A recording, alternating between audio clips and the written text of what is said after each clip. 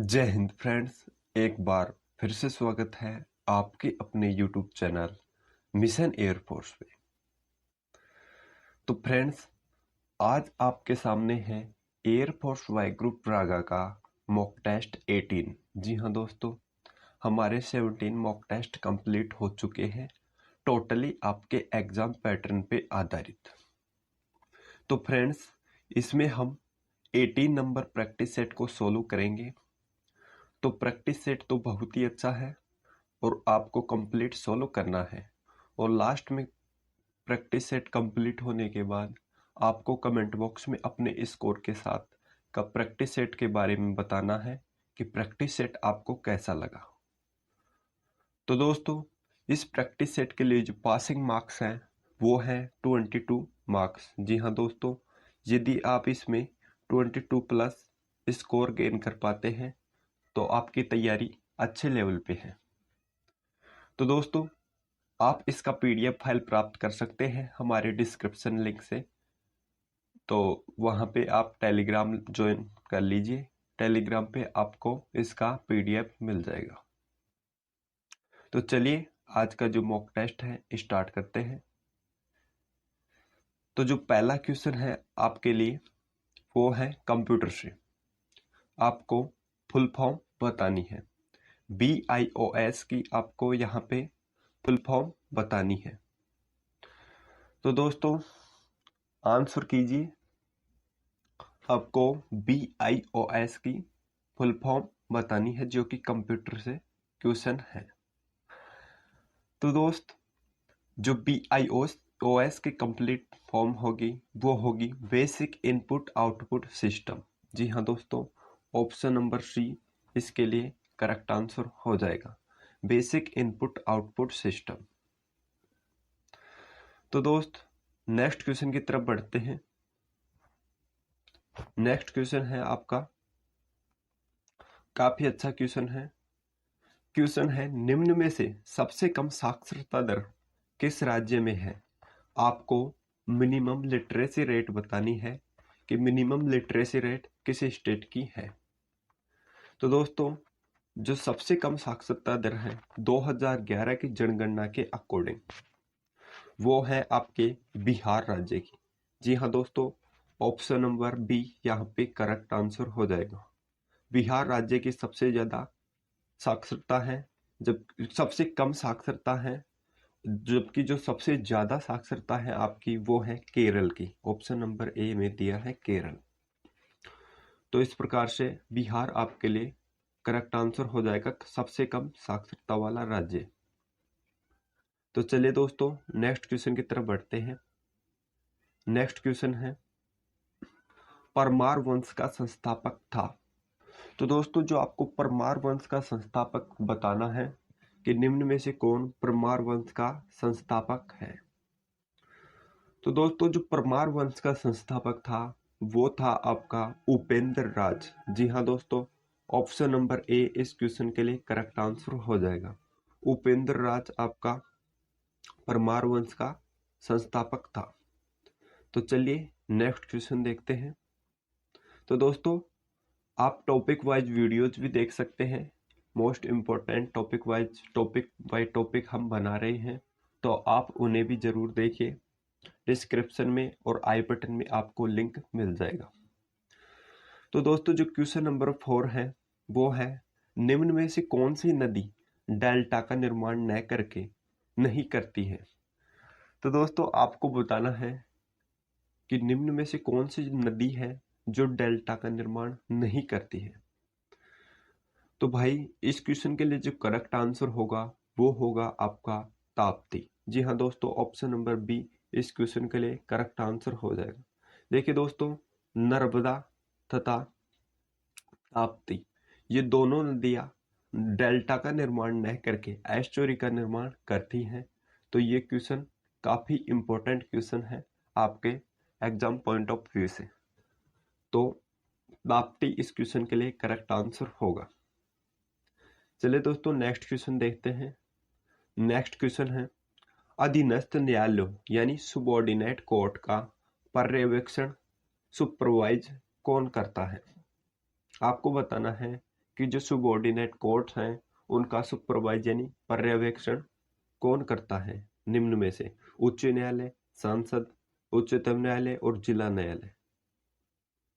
तो दोस्तों जो इस क्वेश्चन के लिए करेक्ट आंसर होगा वो होगा आपका उच्चतम न्यायालय यानी उच्चतम न्यायालय यानी सुप्रीम कोर्ट।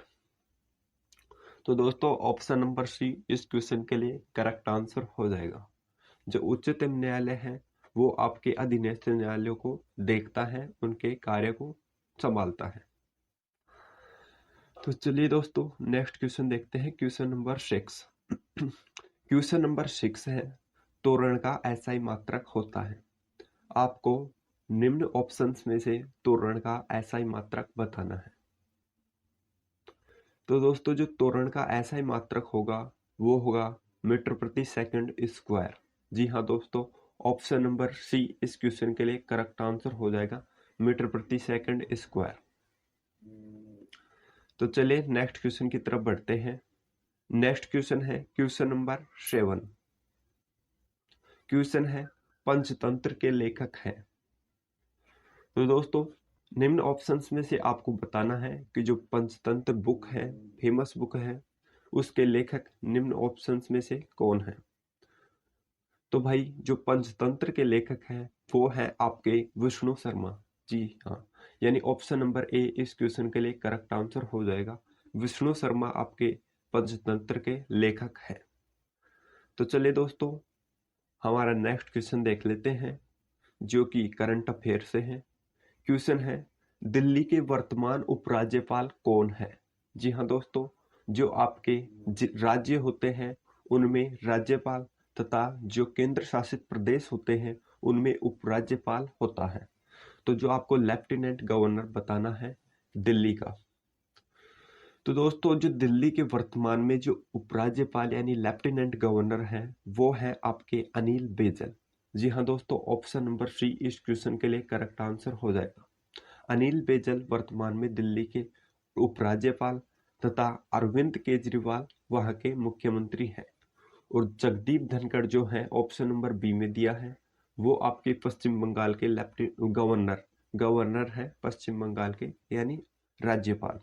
और जो ऑप्शन नंबर सी में दिया है द्रौपदी मुर्मू जो आपके झारखंड की गवर्नर यानी राज्यपाल है। तो चलिए दोस्तों नेक्स्ट क्वेश्चन देख लेते हैं आज का जीके का। तो दोस्तों जो क्वेश्चन नंबर 9 है वो है हाल ही में जारी हैनले पासपोर्ट इंडेक्स के अनुसार भारत की स्थिति कौन से स्थान पे है? तो दोस्तों जो 2019 में हैनले पासपोर्ट इंडेक्स जो जारी की गई थी उसके अकॉर्डिंग जो इंडिया की पोजीशन है वो है 84, यानी ऑप्शन नंबर सी इस क्वेश्चन के लिए करेक्ट आंसर हो जाएगा। जी हाँ दोस्तों, इंडिया की पोजीशन 84 तथा जो फर्स्ट पोजीशन पे है वो है आपका जापान। जी हाँ दोस्तों, जापान फर्स्ट पोजीशन पे है, यानी किसी देशों में बिना वीजा के टूर करने यानी जाने और आने की कितने देशों में अनुमति है, तो वो होती है आपकी इस इंडेक्स के अकॉर्डिंग। तो जो जापान है वो सर्वाधिक देशों में बिना वीजा के जा सकता है, जबकि जो इंडिया है वो इसमें 84वें नंबर पे आता है। तो भाई सबसे पहले तो उन सभी भाइयों को बहुत बहुत थैंक यू जो लगातार मेरे साथ जुड़े हुए हैं तथा वीडियो को शेयर भी करते हैं। तो दोस्तों उन सभी को आप सभी को बहुत बहुत धन्यवाद। तथा भाई मैं आप सभी दोस्तों से ये बात कहना चाहता हूँ कि आप कोई कार्य करते हैं मन लगा के, अच्छे से अच्छा आप कोई कार्य करते हैं और उसमें यदि आपको सामने वाले का आपको सपोर्ट मिल जाता है, कंप्लीट सपोर्ट मिल जाता है, तो भाई जो आपका कार्य काम करने का जो मोटिवेशन होता है वो डबल हो जाता है। और जो आप काम करते हो वो काम आप अच्छी तरह से और भी अच्छे ढंग से करने की कोशिश करते हो, यानी जब अंदर से मोटिवेशन मिलता है तो काम और भी अच्छी तरह से होता है और लगातार होता है। तो भाई मैं आप सभी दोस्तों से बस यही कहना चाहूँगा कि आप यदि अच्छा रिस्पॉन्स दोगे यानी मैक्सिमम शेयर करोगे और लाइक करोगे तो भाई जो मोटिवेशन का लेवल है वो अप रहेगा और आपके लिए इसी प्रकार से बेस्ट प्रैक्टिस सेट्स लाता रहूँगा और टॉपिक वाइज वीडियोज। तो दोस्तों, जो इस वीडियो के लिए हम जो लाइक एम रखते हैं वो लाइक एम रखते हैं 50 लाइक्स। जी हाँ दोस्तों, 50 लाइक्स का हम इसके लिए लाइक एम रखते हैं। आपको मैक्सिमम शेयर करना है। बस भाई आपको व्हाट्सएप, फेसबुक, टेलीग्राम जहाँ पे भी आप इसे शेयर कर सकते हैं वहाँ शेयर करके अपने दोस्तों को, अपने फ्रेंड को, रिलेटिव को बताइए कि एग्जाम पैटर्न पे आधारित प्रैक्टिस सेट के लिए चैनल को ज़रूर विजिट करें। तो दोस्तों, आई होप कि आप शेयर ज़रूर करेंगे और हमारे मोटिवेशन लेवल को अप ही रखेंगे। तो दोस्तों, जो आज का हमारा नेक्स्ट क्वेश्चन है वो देखते हैं। तो दोस्तों, जो क्वेश्चन नंबर 10 है जो कि आपके एनोलॉजी से है, आपको बताना है जिस प्रकार से शब्द यानी वर्ड का संबंध सेंटेंस से है उसी प्रकार से अनुच्छेद यानी पैराग्राफ का संबंध निम्न में से किसके साथ होगा। तो दोस्तों, जिस प्रकार से शब्द मिलके एक वाक्य का निर्माण करते हैं उसी प्रकार से अनुच्छेद यानी पैराग्राफ मिलके एक ईजे ऐसे यानी निबंध का निर्माण करते हैं। तो ऑप्शन नंबर बी इस क्वेश्चन के लिए करेक्ट आंसर हो जाएगा। जी हाँ दोस्तों, ऑप्शन नंबर बी इस क्वेश्चन के लिए करेक्ट आंसर हो जाएगा। तो चलिए नेक्स्ट क्वेश्चन की तरफ बढ़ते हैं। नेक्स्ट क्वेश्चन है, इसमें भी आपको एनोलॉजी बतानी है। जिस प्रकार से बी डी सी ई का संबंध जी आई एच जे से है उसी प्रकार से क्यू एस आर टी का संबंध निम्न ऑप्शन में से किसके साथ होगा। तो दोस्तों, इसमें क्या किया है, इसमें किया है कि बी है उसके बाद में एक छोड़ के सी दे दिया और सी के बाद में डी आता है जो इससे पहले दे दिया, फिर डी और फिर एक छोड़ के ई दे दिया, यानी बी के बाद में सी डी ई चारों लगातार दे दिया। फिर ई के बाद में ऐप को छोड़ के फिर यहाँ पे जी दे दिया, फिर जी, फिर एच एक छोड़ के और फिर आई और जे। तो दोस्तों, इसी प्रकार से हम जो एनोलॉजी है इसमें लगा देंगे क्यू एस आर टी में। तो दोस्तों, इसमें क्या किया है, क्यू के बाद में जो आर दे दिया है एक छोड़ के और फिर आर के बाद में एस आता है, एस के बाद में टी जो कि एक छोड़ के आपको यहाँ पे दिया है, यानी अल्टरनेटिव सीरीज है। तो इसी प्रकार से हम टी है, टी के बाद में जो यू आता है उसे तो छोड़ देंगे और उसके बाद वी, फिर डब्ल्यू और फिर एक्स और फिर वाई, यानी वी एक्स डब्ल्यू वाई। आपके लिए जो करेक्ट आंसर होगा वो होगा ऑप्शन नंबर 3, यानी ऑप्शन नंबर 3 इस क्वेश्चन के लिए करेक्ट आंसर होगा वी एक्स डब्ल्यू वाई। इसमें यहाँ पे आ जाएगा डब्ल्यू वाई। चलिए दोस्तों, नेक्स्ट क्वेश्चन देखते हैं, क्वेश्चन नंबर 12। तो जो क्वेश्चन नंबर 12 है इसमें आपको ऑड वन आउट चूज करना है, यानी विषम आपको डिफरेंट चूज करना है। तो ऑप्शंस हैं अपार्टमेंट, गैराज, क्वार्टर, फ्लैट। इनमें आपको डिफरेंट चूज करना है कि कौन सा आपको डिफरेंट लगता है। तो दोस्तों, जो इस क्वेश्चन में जो डिफरेंट होगा आपका वो होगा गैराज। जी हाँ दोस्तों, ऑप्शन नंबर बी इस क्वेश्चन के लिए करेक्ट आंसर होगा। तो देखिए दोस्तों, जो अपार्टमेंट है, क्वार्टर है और फ्लैट है, ये सभी हमारे यानी मनुष्य के, मानव के रहने की स्थान है, रहने के आवास अकोमोडेशंस हैं। जबकि जो आपका गैराज है वो गाड़ियों के खड़े करने की जगह है, यानी गाड़ियों के रखने की जगह है गैराज। तो ये इन सबसे डिफरेंट हो जाएगा। तो चलिए दोस्तों, नेक्स्ट क्वेश्चन देखते हैं जो कि आपका सीरीज से है, क्वेश्चन नंबर 13। सीरीज से क्वेश्चन है और इसमें आपको सीरीज बतानी है नेक्स्ट नंबर पे कौन सी सीरीज आएगी। तो दोस्तों, जो इसमें जो करेक्ट आंसर होगा आपका वो होगा 81। जी हाँ दोस्तों, ऑप्शन नंबर 3 इस क्वेश्चन के लिए करेक्ट आंसर होगा। तो वो कैसे होगा दोस्तों, देखिए दोस्तों, 6 से 11 किया है, प्लस 5 ऐड किया है, उसके बाद 11 से 21 यानी 10 यहाँ पे ऐड कर दिया है, उसके बाद 21 से 36 यानी 15 यहाँ पे ऐड कर देता है, उसके बाद 36 के बाद 56 यानी यहाँ पे 20 ऐड कर दिया। तो इसी प्रकार से अल्टरनेटिव सीरीज में हम इसमें 25 ऐड कर देंगे, यानी जब 56 में 25 ऐड करेंगे तो वो आपके पास आ जाएगा 81, यानी ऑप्शन नंबर थर्ड इस क्वेश्चन के लिए करेक्ट आंसर होगा। तो चलिए नेक्स्ट क्वेश्चन की तरफ बढ़ते हैं। नेक्स्ट क्वेश्चन है क्वेश्चन नंबर 14। इसमें आपको ऑड वन आउट चूज करना है, डिफरेंट चूज करना है। तो दोस्तों जो इसमें जो डिफरेंट हो जाएगा वो होगा, देखते हैं। तो दोस्तों इसमें जो डिफरेंट होगा वो होगा ऑप्शन नंबर बी, यानी 28/4। जी हाँ दोस्तों, ये इन सबसे डिफरेंट हो जाएगा। तो वो कैसे होगा दोस्तों, यहाँ पे 6 दिया है पहले ऑप्शन नंबर ए में। तो दोस्तों जब 6 को मैं 7 से गुणा करूंगा तो वो आपके पास आ जाएगा 42, यानी 42। और जब 42 में 1 ऐड कर दूंगा तो वो आपके पास आ जाएगा 43।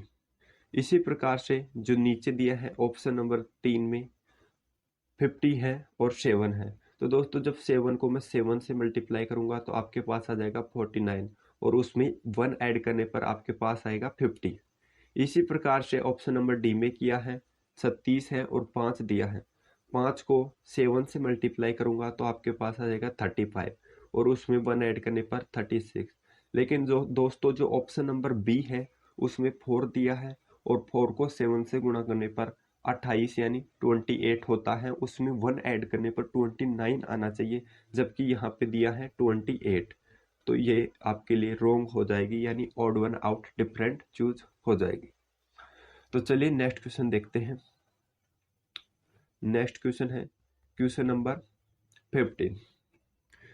तो इसमें आपको मिसिंग नंबर बताना है कि मिसिंग नंबर के स्थान पे निम्न ऑप्शंस में से क्या आएगा। तो दोस्तों आपको यहाँ पे मिसिंग नंबर बताना है कि इसमें क्या आएगा। तो भाई इसमें क्या किया है, यहाँ पे देखिए जो 6 है उसको 8 से मल्टीप्लाई कर देता है, यानी आपके पास आ जाएगा 48, 48। और फिर उसमें जो नीचे की संख्या है थर्ड, वो उसमें ऐड कर देता है तो आपके पास आ जाएगा 51। इसी प्रकार से जो 15 है उसको 4 से मल्टीप्लाई करता है तो आपके पास आएगा 60, और उसमें 5 यदि ऐड करेंगे तो आपके पास आ जाएगा 65। उसी प्रकार से यही ट्रिक हम इसमें लगा देंगे। 20 को 5 से मल्टीप्लाई करेंगे तो आपके पास आएगा 100, और 100 में 20 ऐड करेंगे तो आपके पास आ जाएगा 120, यानी ऑप्शन नंबर 4 इस क्वेश्चन के लिए करेक्ट आंसर हो जाएगा, ऑप्शन नंबर 4। तो चलिए दोस्तों नेक्स्ट क्वेश्चन की तरफ बढ़ते हैं। नेक्स्ट क्वेश्चन है क्वेश्चन नंबर 16, जो कि ब्लड रिलेशन से है। और क्वेश्चन है, मैं आपको जूम आउट करके दिखा देता हूं। तो अब देखते हैं क्वेश्चन है, सॉरी, राजन ने एक लड़की की ओर इशारा करते हुए कहा। दोस्तों जो राजन है वो एक लड़की की ओर इशारा करते हुए कह रहा है कि यह मेरी माँ की पुत्री की पुत्री है, यानी यह मेरी माँ की पुत्री की पुत्री। तो दोस्तों आपकी माँ की पुत्री कौन, आपकी बहन, और उसकी पुत्री कौन, यानी आपकी भांजी। आपकी बहन की पुत्री कौन हुई, आपकी भांजी हुई। तो बताइए उस लड़की का राजन से क्या संबंध है, यानी आपकी वो भांजी है, उससे आपका संबंध पूछा है, तो वो आपकी भांजी हो जाएगी। इसे हम पहले ही सॉल्व कर चुके हैं। तो दोस्तों जो इस क्वेश्चन के लिए जो करेक्ट आंसर होगा वो होगा ऑप्शन नंबर बी, नाइस, यहाँ पे हो जाएगा, यानी भांजी इस क्वेश्चन के लिए करेक्ट आंसर हो जाएगा। तो चलिए दोस्तों नेक्स्ट क्वेश्चन देखते हैं। क्वेश्चन नंबर 17 है, जो कि आपका रैंकिंग से है। रैंकिंग से क्वेश्चन है, और क्वेश्चन है, छात्रों की एक पंक्ति में जॉन बाएं से 16वें स्थान पर है और जॉनसन दाहिने से 8वें स्थान पे है। तो अपना अपना स्थान परस्पर बदल लेते हैं तो जॉन बाएं से 33वें स्थान पर हो जाता है। तो पंक्ति में कुल कितने छात्र हैं। तो दोस्तों क्वेश्चन में दिया है, तो दोस्तों जो जॉन की पोजीशन है लेफ्ट से वो 16 है, तथा जो जॉनसन की पोजीशन है राइट से वो 8 है। तो दोस्तों बोलता है कि जब दोनों आपस में इंटरचेंज कर लेते हैं पोजीशंस को, तो जो जॉन की पोजीशन है वो बाएं से यानी लेफ्ट से 33वीं हो जाती है, यानी 33 इसकी यहाँ पे पोजीशन हो जाती है। तो आपको कंप्लीट जो स्टूडेंट है वो बताने हैं। तो दोस्तों जो 33 हो जाती है, और जो राइट से जो उसकी जॉनसन की है वो यहाँ पे 8 है। तो दोस्तों हम इन दोनों को यहाँ पे ऐड कर देंगे, और जो ऐड करने पर आपके पास आएगा वो आएगा 41, और उसमें हम 1 को माइनस कर देंगे। तो आपके पास जो करेक्ट आंसर होगा वो होगा 41, 40, यानी 40 स्टूडेंट इस सीरीज में कंप्लीट है। ऑप्शन नंबर 3 इस क्वेश्चन के लिए करेक्ट आंसर हो जाएगा। तो चलिए नेक्स्ट क्वेश्चन की तरफ बढ़ते हैं। नेक्स्ट क्वेश्चन देखते हैं, क्वेश्चन नंबर 18। क्वेश्चन में आपको यहाँ पे क्वेश्चन दिया है कि निम्न विकल्पों में से वह शब्द चुनिए जो दिए गए शब्द के अक्षरों का प्रयोग करके नहीं बनाया जा सकता। तो आपको वो शब्द चूज करना है जो एनवायरमेंट के शब्दों का यानी लेटर्स का प्रयोग करके नहीं बनाया जा सकता। तो दोस्तों वो होगा आपका ऑप्शन नंबर ए। जी हाँ दोस्तों, ऑइंटमेंट यहाँ पे नहीं बनाया जा सकता एनवायरमेंट के शब्द से, क्योंकि यहाँ पे जो टी है वो डबल बार आ चुका है, और एनवायरमेंट में टी एक ही बार है।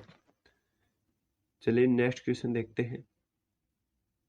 नेक्स्ट क्वेश्चन है क्वेश्चन नंबर 19, और ये जो क्वेश्चन है आपका काफी अच्छा क्वेश्चन है। और इसमें क्या दिया है, आपको यहाँ पे मिरर इमेज बतानी है, यानी कि यहाँ पे जो मिरर है आपके, यहाँ पे जो मिरर है, यहाँ पे मिरर रखने पर इसकी जो आकृति होगी वो निम्न ऑप्शंस में से आपको बतानी है कौन सी आकृति होगी। तो दोस्तों जो इस क्वेश्चन के लिए जो करेक्ट आंसर होगा, जो इसकी मिरर इमेज बनेगी वो बनेगी ऑप्शन नंबर बी। जी हाँ दोस्तों, ऑप्शन नंबर बी इसकी मिरर इमेज बनेगी। यहाँ पे करेक्ट आंसर होगा ऑप्शन नंबर बी। चलिए नेक्स्ट क्वेश्चन देखते हैं, क्वेश्चन नंबर 20। इसमें आपको आकृति फिलअप करनी है, यानी निम्न ऑप्शंस में से कौन सी आकृति उत्तर प्रश्न आकृति को पूर्ति करेगी वो आपको बतानी है। तो दोस्तों जो इस क्वेश्चन के लिए जो करेक्ट आंसर होगा वो होगा आपका ऑप्शन नंबर ए। जी हाँ दोस्तों, ऑप्शन नंबर ए इस क्वेश्चन के लिए करेक्ट आंसर होगा। ये यहाँ पे समान रूप से ये आकृति दी है और आयताकार में, तो उसी प्रकार से ये यहाँ पे भी आयताकार में होगी, किसी भी प्रकार से टेढ़ी मेढ़ी नहीं होगी। तो जो ऑप्शन नंबर ए है वो इसके लिए करेक्ट आंसर हो जाएगा। चलिए दोस्तों नेक्स्ट क्वेश्चन देखते हैं, जो कि वेन डायग्राम से है। आपको वेन डायग्राम बताना है, वेन आरेख। तो जो वेन आरेख बताना है किसके लिए, पुरुष, पिता और इंजीनियर। पुरुष, पिता और इंजीनियर के लिए आपको वेन डायग्राम बताना है निम्न ऑप्शंस में से। तो दोस्तों पुरुष, पिता और इंजीनियर का जो वेन डायग्राम बनेगा वो बनेगा कि जो पिता है, जो पिता है वो क्या है, पुरुष है। जो पिता है, सभी पिता पुरुष तो है ही, साथ में कुछ पुरुष ऐसे भी हैं जो क्या है, इंजीनियर है। यानी कुछ पुरुष और कुछ पिता ऐसे हैं जो इंजीनियर हैं, और सभी पिता क्या है, पुरुष है। तो जो इसके लिए जो वेन डायग्राम बनेगा वो बनेगा ऑप्शन नंबर 3, यानी ऑप्शन नंबर 3 इस क्वेश्चन के लिए करेक्ट आंसर हो जाएगा। तो चलिए दोस्तों नेक्स्ट क्वेश्चन देखते हैं। नेक्स्ट क्वेश्चन है क्वेश्चन नंबर 22।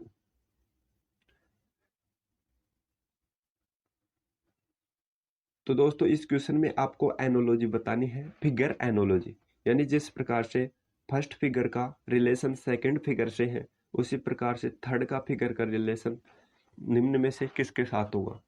तो दोस्तों इस क्वेश्चन का जो करेक्ट आंसर होगा वो होगा आपका ऑप्शन नंबर 3। वो कैसे दोस्तों, जो यहाँ पे फिगर दी है पहले आकृति में, उसको दोस्तों 135 डिग्री एंटी क्लॉकवाइज घुमाने पर ये आकृति आती है। उसी प्रकार से जो ऑप्शन में बी में दी है उसे हम 135 डिग्री एंटी क्लॉकवाइज चलाएंगे तो आपके पास थर्ड ऑप्शन आएगा, ऑप्शन नंबर 3 इस क्वेश्चन के लिए करेक्ट आंसर हो जाएगा। तो नेक्स्ट देखते हैं दोस्तों, नेक्स्ट क्वेश्चन, क्वेश्चन नंबर 23 है। इसमें आपको नेक्स्ट फिगर बतानी है, ऑप्शंस में से कौन सी फिगर नेक्स्ट स्थान पे आएगी।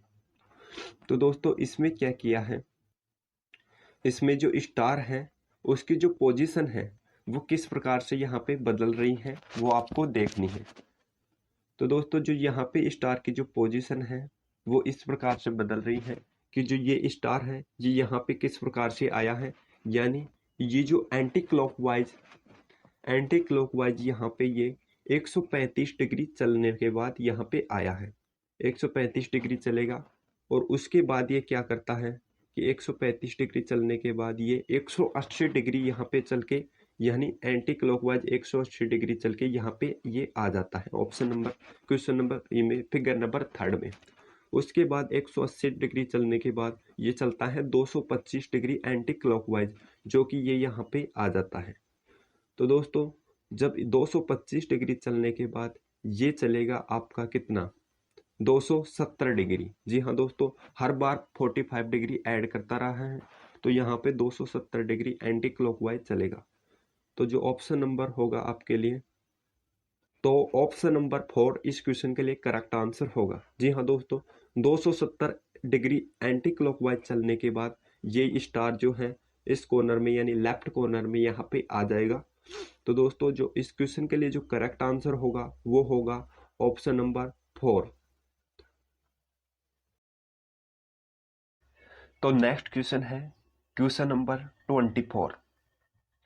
तो क्वेश्चन है P Q से 5 गुना बड़ा है, Q P से कितने प्रतिशत कम है।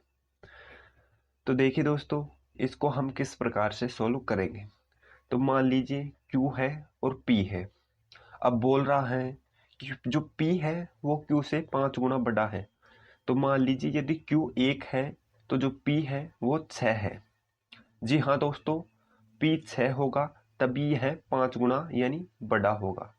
तो दोस्तों यदि बोलता कि 5 गुना है तो P 5 ही होता, लेकिन यहाँ पे हमें बोल रहा है कि 5 गुना बड़ा है। ये दोनों अलग अलग बातें हैं, 5 गुना बड़ा होना, 5 गुना होना और 5 गुना बड़ा होना। तो यहाँ पे 5 गुना बड़ा बोला है, जो कि 1 का 6 होगा, तो ये 5 गुना बड़ा है। तो अब पूछ रहा है कि जो Q है वो P से कितना कम है। तो दोस्तों ये कितना कम है, 5 कम है। कितने से ज्यादा है, यानी 6 से ज्यादा है, यानी 6 पे। तो ये 5 ज्यादा है कितने से, 6 से। और प्रतिशत के लिए हम कितना, 100 से मल्टीप्लाई करते हैं। तो ये यहाँ पे आ जाएगा 50 और यहाँ पे 3। तो आपके पास आ जाएगा 250/3, 250/3, जिसे सोल्व करने पर आपके पास आ जाएगा तरराशि सही 1/3%। यानी ऑप्शन नंबर ए इस क्वेश्चन के लिए करेक्ट आंसर होगा। जी हाँ दोस्तों, option number A correct answer होगा। चलिए नेक्स्ट क्वेश्चन देख लेते हैं। नेक्स्ट क्वेश्चन है क्वेश्चन नंबर 25। क्वेश्चन है, दो ट्रेनें किसी स्थान से दो समानांतर ट्रैकों पर समान दिशा में चलती हैं। यानी कोई दो ट्रेन है वो समान दिशा में चल रही हैं। ट्रेनों की गति 45 किलोमीटर प्रति घंटा और 40 किलोमीटर प्रति घंटा है। तो 45 मिनट बाद दोनों ट्रेनों के बीच की दूरी कितनी होगी। तो दोस्तों आपसे पूछा है कि दो ट्रेन है और एक ही दिशा में चल रही है 40 और 45 की स्पीड से, तो 45 मिनट में कितनी दूरी दोनों के बीच में फासला होगा। तो दोस्तों जब एक ही दिशा में ट्रेन चलती है तो दोनों की जो गति होती है वो घट जाती है। यानी जो चाल आपके पास आई 5 किलोमीटर प्रति घंटा आ गई, और कितने मिनट में पूछ रहा है, 45 मिनट में। तो दोस्तों 1 घंटा में 60 मिनट होती है। तो यदि उसे 5 से तो उसे यदि 4-5 पार्ट में डिवाइड करें, यानी 60 मिनट को 4 पार्ट्स में डिवाइड करें तो 15-15 मिनट हो जाती है। और यहाँ हमसे 45 मिनट में पूछा है, तो हम जो जो 5 किलोमीटर है यानी जो गति है उसको भी हम 4 पार्ट में डिवाइड कर देंगे। तो आपके पास जो एक पार्ट होगा वो हो जाएगा 1.25 किलोमीटर। तो इसे हम 45 यानी 15 के 3 गुणे से मल्टीप्लाई कर देंगे, तो आपके पास आ जाएगा 3.75 किलोमीटर। यानी 3.75 किलोमीटर आपके पास करेक्ट आंसर होगा ऑप्शन नंबर डी। जी हाँ दोस्तों, ऑप्शन नंबर डी 3.75 किलोमीटर। चलिए नेक्स्ट क्वेश्चन देखते हैं।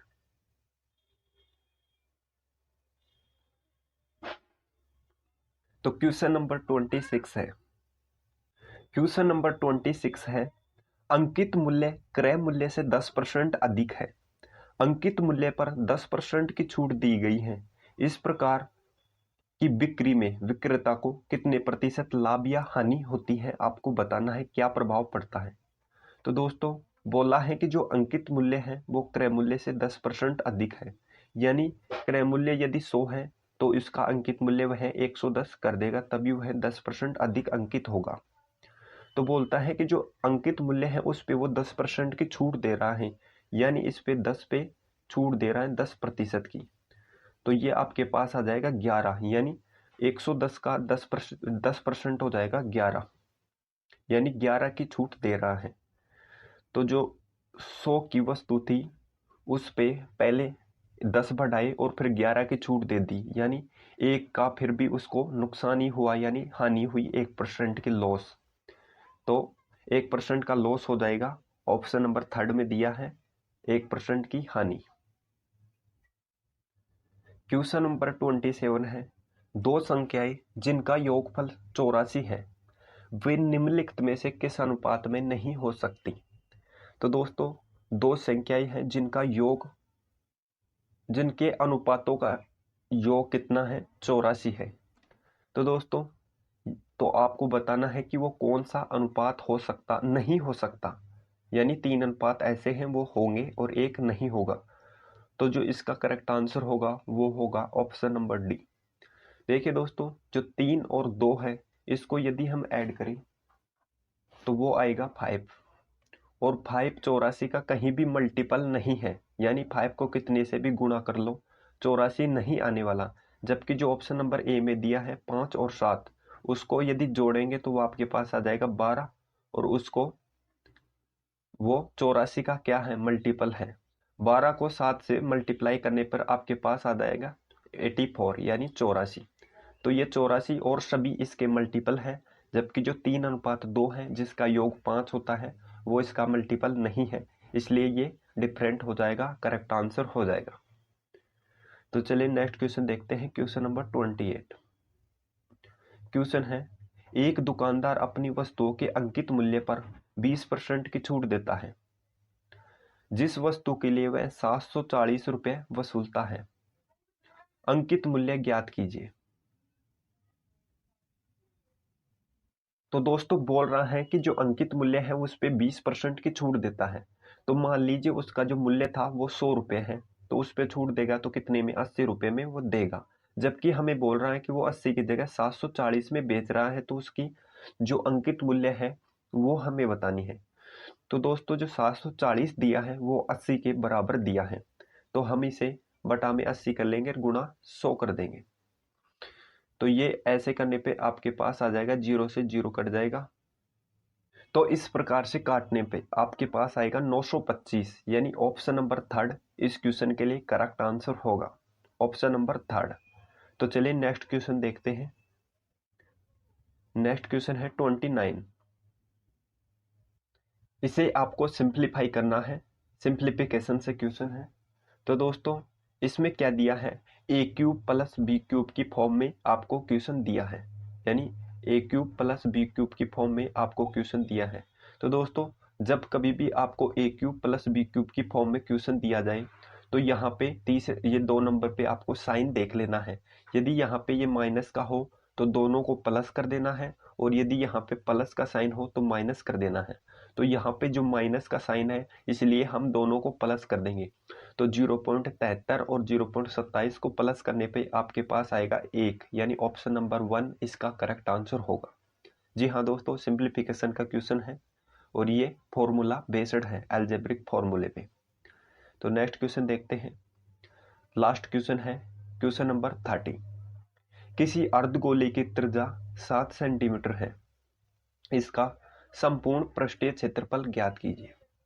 तो दोस्तों अर्धगोला दिया है जिसकी त्रिज्या आपको 7 सेंटीमीटर दी है और इसका संपूर्ण पृष्ठीय क्षेत्रफल आपसे पूछा है।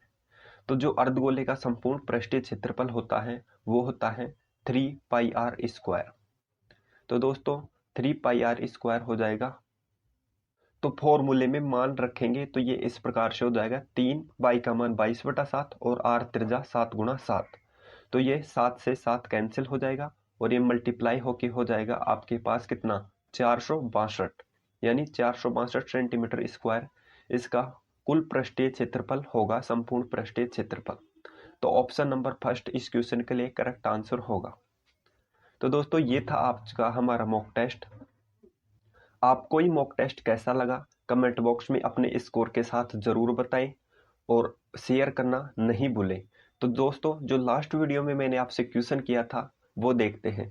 तो लास्ट वीडियो में मैंने आपसे क्वेश्चन किया था कि टोक्यो की करेंसी क्या है, यानी जापान की करेंसी क्या है। तो दोस्तों जो जापान की राजधानी है, कैपिटल, वो तो है टोक्यो, और जो करेंसी है जापान की वो है जापानी येन, यानी जापानी येन जापान की क्या है, करेंसी है। और जो जापान की पार्लियामेंट है, संसद है, उसका नाम एग्जाम में अधिकतर पूछा जाता है। तो जो जापान की संसद है उसका नाम है टाइट। जी हाँ दोस्तों, टाइट जापान की संसद का नाम है। तो ये काफी इंपॉर्टेंट था आपके लिए। तो आज का आपका क्वेश्चन है जिसका आंसर आपको कमेंट बॉक्स में देना है। तो दोस्तों टुडे क्वेश्चन फॉर यू में है कि नेशनल गेम ऑफ रसिया, यानी आपको रूस का राष्ट्रीय खेल बताना है कि कौन सा खेल रूस के राष्ट्रीय खेल है। तो दोस्तों चलिए मिलते हैं नेक्स्ट वीडियो में इसी प्रकार एक अच्छे कंटेंट के साथ। तब तक के लिए जय हिंद, जय भारत।